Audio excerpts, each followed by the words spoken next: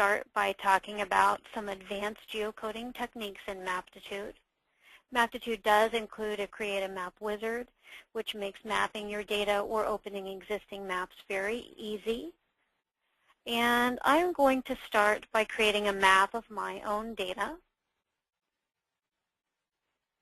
And this spreadsheet that I have containing my data has a variety of information, including customer addresses.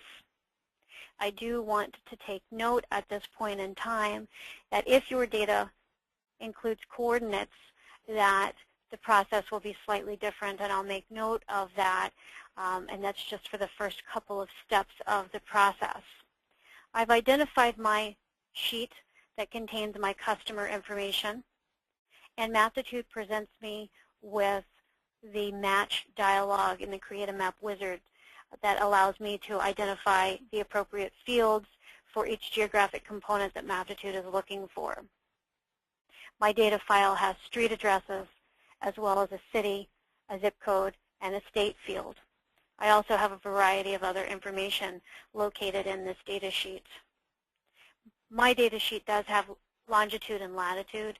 I'm not going to be using them for this particular example. However, if you do have longitude and latitude, then there will be a slight modification, and I'm going to mention what that is on the next screen. Most users have a simple street address as well as city and state and zip code information. My field matches are correct.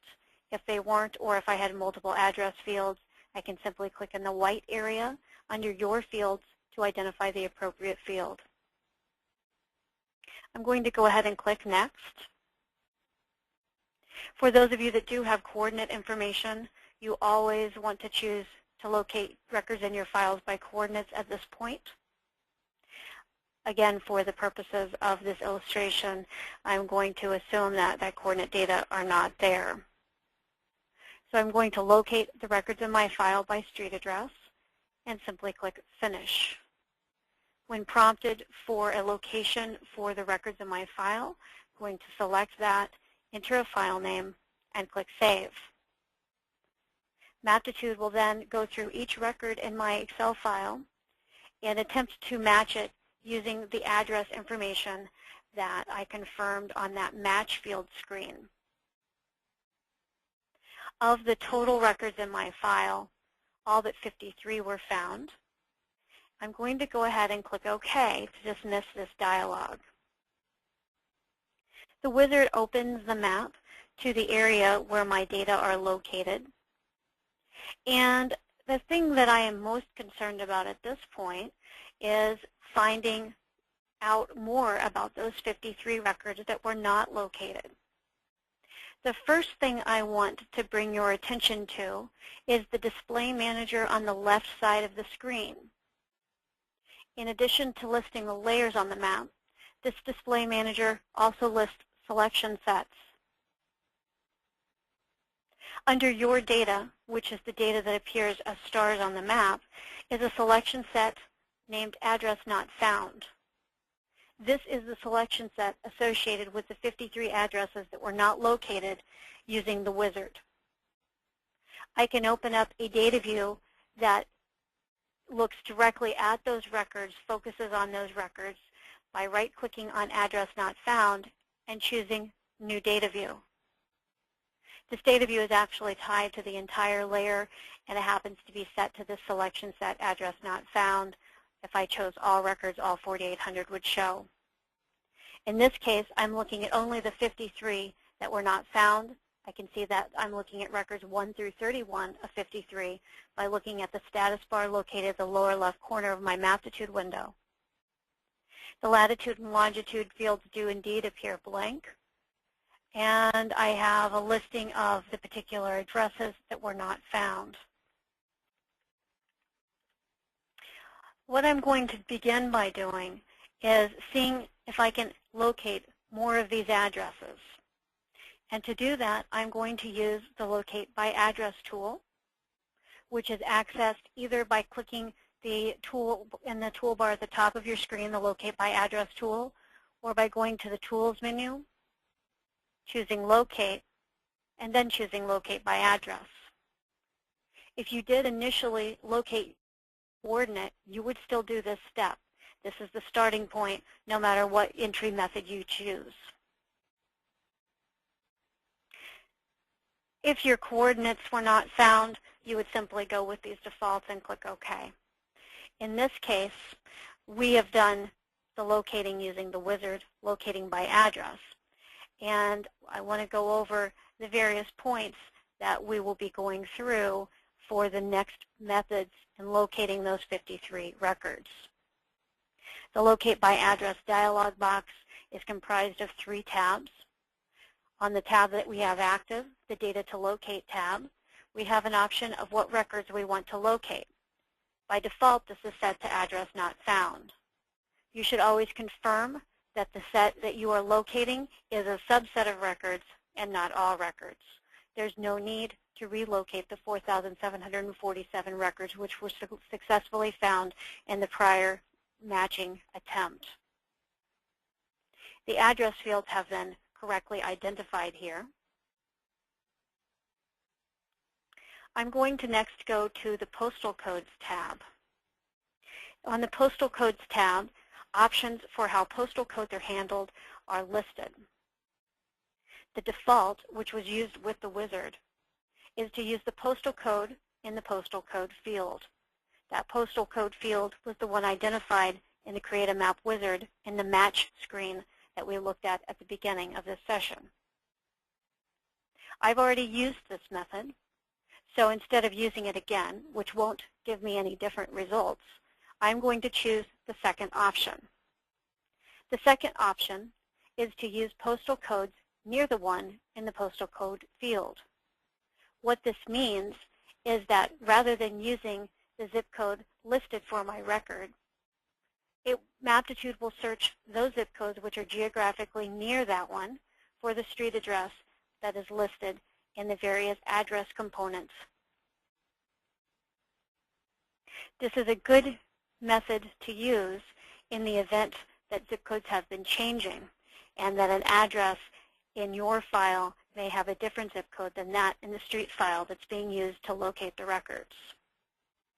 Once I've identified this option that I want to use, I'm going to click the OK button.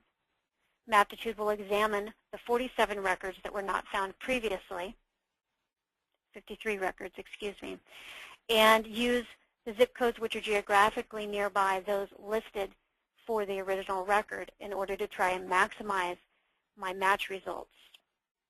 In this case, of the 53 records that were not found, 13 have been located, which leaves me with 40 records of the 4,800, which still do not have geographic addresses or locations on this map.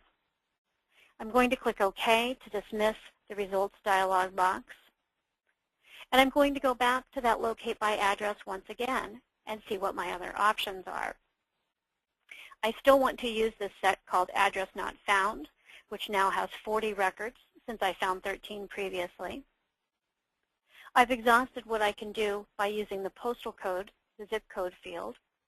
So instead of using zip codes, I'm going to change my zip code field from zip code to none. This will allow Maptitude to examine other locational fields in order to help me find the addresses which are still missing. After I've changed the zip code to none, when I click on the Postal Code tab, different options are available to me. If I did not have a city and state field in my data, I could simply type in an alternate list of postal codes if I had that list available. In this case, I have a city field and a state field. Those have already been pre-selected by Maptitude. If your data has only a city field and all of the data are located in one state, you can simply type in the state abbreviation rather than having a state field. The same is true for the city field. I do have a state field, so I'm going to select it again. Now that I have identified the city and state fields that I will use in lieu of the zip codes, I will click OK so that Maptitude can examine the remaining 40 records and attempt to locate those that were not found. Of those 40, all were located except for one. I now have 39 records that were found, one that was not found, of my original set of 4,800 records. I'm going to click OK to dismiss that dialog box. I can look at the data view of the records that were not located at any time, either by going back to the data view that is open or by going to the Display Manager and choosing a new data view. And in this case, I'm seeing that I read that results dialog box wrong, and in fact, only one record was found, and 39 are still missing. My apologies for not reading that correctly. Just kind of as a proof of what we saw before, going to go through that process once more quickly, just so that I can show you that dialog and read it correctly. I've already found the one, so those 39 were not located. It did say one here before. So now I'm left with 39 records that still haven't been located due to some mismatch in the addresses. So far, I have looked for these records using the street address as entered in my database, using the street address with the geographic nearby zip code, using the street address with the city and state that's in my database. The next thing that I'm going to do is move to a slightly less precise method of locating my data. And that is, instead of using locate by address, I will use locate by zip code for these few addresses which are remaining. To do this, I will go to the Tools menu, choose Locate, and choose Locate by zip code. I still want to use this subset of records called Address Not Found. After confirming that the zip code field identified is correct, I want to choose one of the 3 locate methods for locating by zip codes. It is important to understand that there are zip code points and zip code areas included in Maptitude. Zip code areas are defined by a carrier route that approximately equivalates to the streets. In the case that we have here, they do match the streets exactly. There are more zip code points, which are discrete delivery locations, including universities, large buildings, and post offices. There are some 10,000 more zip code points than zip code areas. The option to center your record at a zip code point will maximize the opportunity of finding a missing record. However, if there are 2 records that have the same zip code, they will be placed at the exact same location, and you will not be able to easily discern that there are 2 points or more than 1 point at that location. The option to scatter evenly inside a zip code area will scatter your results inside of those areas that are not discrete locations. However, you may not get as many matches. I'm going to choose the third option, to scatter within 1 mile of the zip code. This will use the zip code point, but will randomly locate each of the records in my file within 1 mile of that point in order to help prevent stacking the points on top of each other or assigning them the exact same location.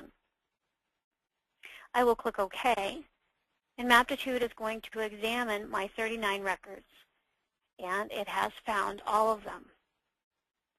At this point, all of the data in my data set have been located. You may have the situation where locating by zip code still leaves some of your records without any geographic location if the zip code cannot be found, or if your database is incomplete. For example, you may not have zip codes for all of the records, but you may have city and states for those records that do not have zip codes. In this case, the next step would be to go on and use the Locate by City tool, also located under the Tools menu and the Locate submenu. Locate by City is the next level of accuracy up from address and zip code. I'm going to choose Locate by City and show you how this works, even though I've already found all of my addresses. I still have this set called Address Not Found. It does contain the 39 records that were found by zip code. I'm just going to go ahead and locate them again. Maptitude allows me to identify the field containing the city and the state. And I want to use the option in this dialog to again scatter within 1 mile of the city center. This is just like the zip code method in that scattering will help prevent points from being placed on top of one another. When I click OK, Maptitude locates the 39 records or examines the 39 records that were not found by address and attempts to locate them using their city names. In this case, I still have 2 records that were not found. I'm going to click OK to dismiss that results dialog. And I'm going to open a new data view of the city not found. So I can see that I have 2 cities that weren't found. And in this case, I believe Rollinsville is misspelled. And I'm not sure what's wrong with Hot Sulphur Springs right off the top of my head. The sulfur is misspelled in this one. So I could go in and I can manually edit these fields and fix them. The other thing that I can do is if it's not a spelling problem, if just these records can't be found for whatever reason, the other option that I have in Maptitude is to manually locate these addresses. And I can do that by going to the Locate menu and choosing Locate by Pointing, which is here. And this will allow me to manually locate any records based upon some other information I might have. My subset that has those 2 records is called City Not Found.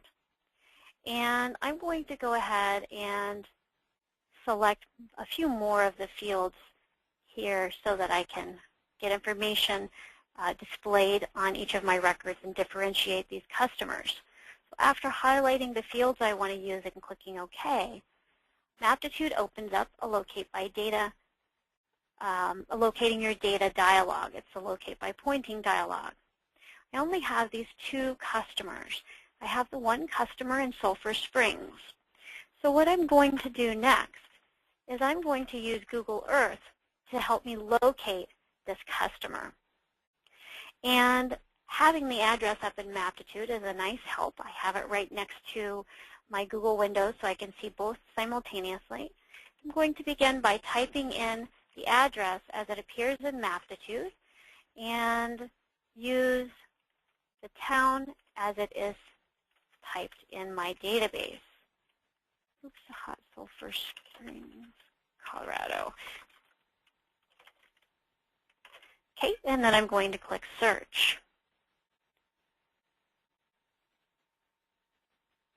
So in this case, Google has looked for this address and it wasn't able to find it using the inputs that I had, which isn't a terribly big surprise. So I'm going to go ahead and accept the address that Google has found for me and zoom in a bit. So here is my Hot Sulphur Springs location. I can then use this in Maptitude to append a point back in. So if I go back into Maptitude and I go to the Tools menu, choose Imagery and my Google Earth toolbox, this toolbox has a very helpful tool that will allow me to make Maptitude zoom to the same view as Google Earth. So what this is doing is it's actually zooming me to where the map is in Google Earth. So I can see here that, let me turn my road labels on, that I'm at Byers Ave, and this is Moffett Ave here, and I can kind of see the road where the road curves around and find the similar location here on my screen. Once I've located it, I can use the tool in the Locate by Pointing dialog in order to click in this location, therefore identifying the geographic location for this point. I can do the same for my other location, which is 57 County Road 16.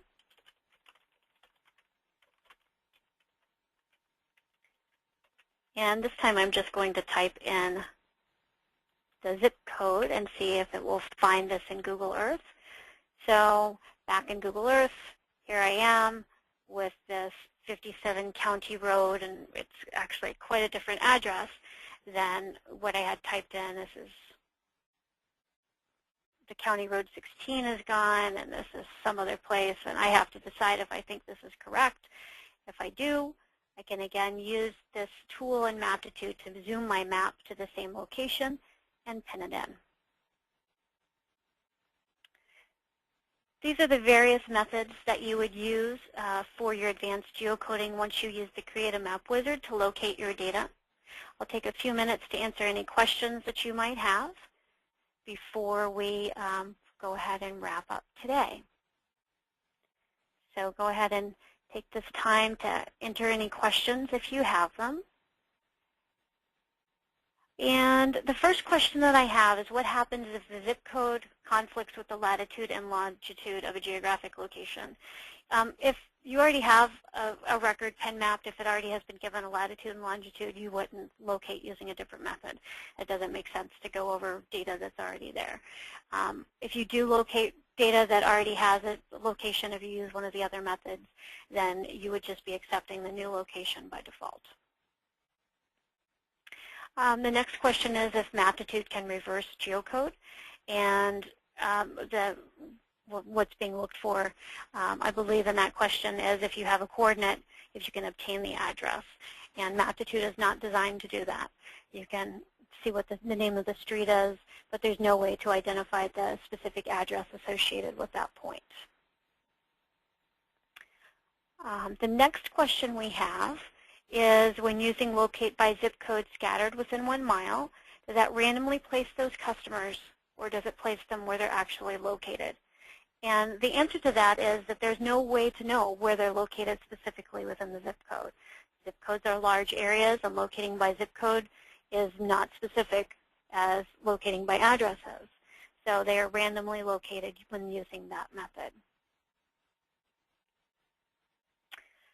The next question, the next two questions are related to the Google Earth toolbar. It's location and utility.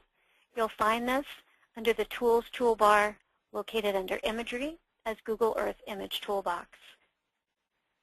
This tool requires nothing more than having a current installation of Google Earth, and the Google Earth toolbox integrates automatically with Google Earth and allows you to zoom both Google Earth and your own Maptitude maps to synchronize with one another. So in this case, back to my initial map view, I can make Google Earth zoom to that area. So it's zoomed out to show that whole area. You can also add black and white versions of the imagery from Google Earth to your Maptitude map so that you might get more detail of a certain location.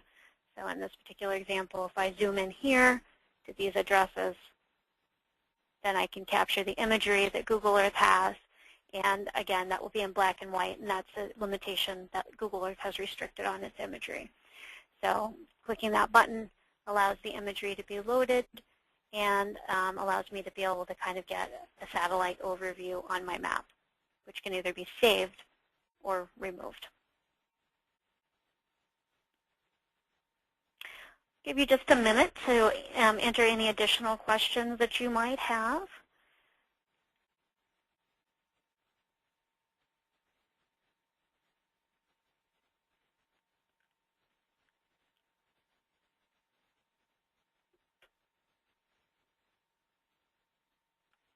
And in absence of any additional questions, I want to thank you all for attending this Advanced Geocoding webinar. This webinar will be followed up in a couple of hours with an email which shows you